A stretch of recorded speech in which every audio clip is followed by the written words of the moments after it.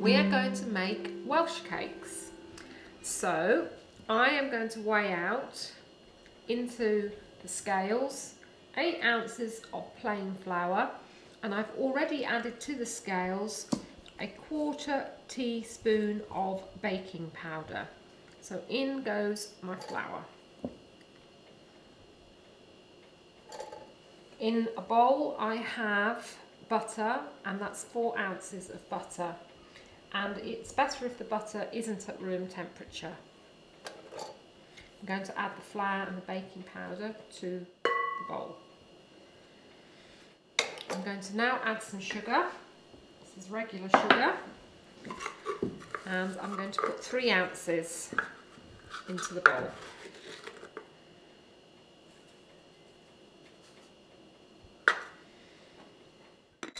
I'm now going to bring all this together with my fingertips.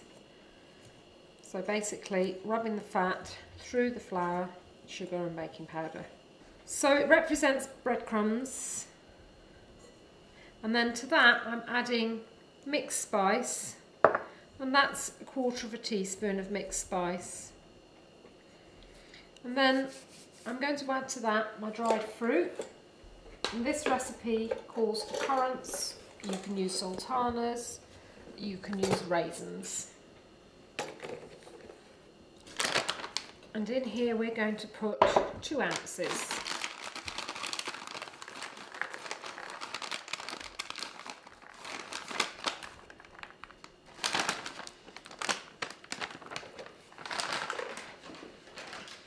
In they go.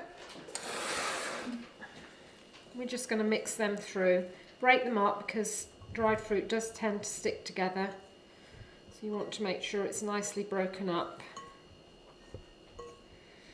And then we're going to add to this 1 beaten egg.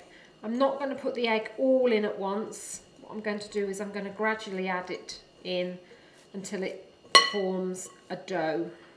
And then I'm just going to add a little bit, and I'm just going to start bringing this in together.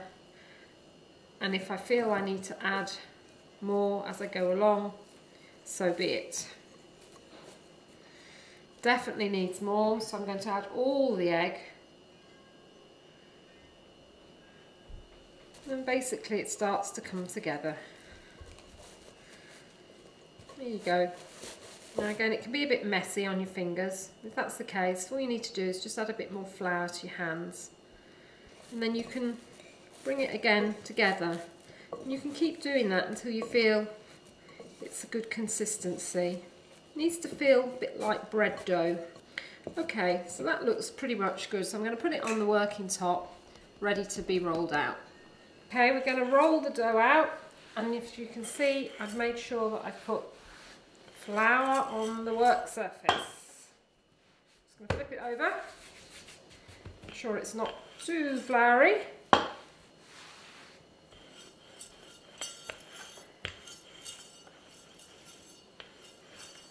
I guess this is going to be about a centimetre thick.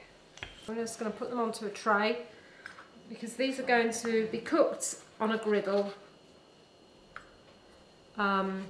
or a skillet and flipped over.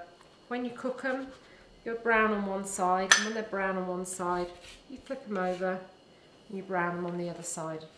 These can be eaten warm or cold, and they're quite nice with clotted cream on the top.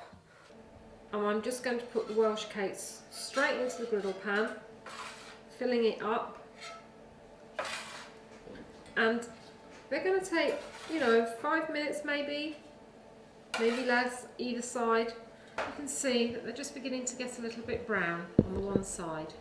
So I'm flipping them all over now. This is my Welsh cake. As you can see, it has risen. It's probably double the size. And what I'm going to do is I'm just going to turn them in the sugar. And this is just regular sugar. And this is what the Welsh ladies would do before serving them. They would just turn them through that and then serve them as they are, nothing else.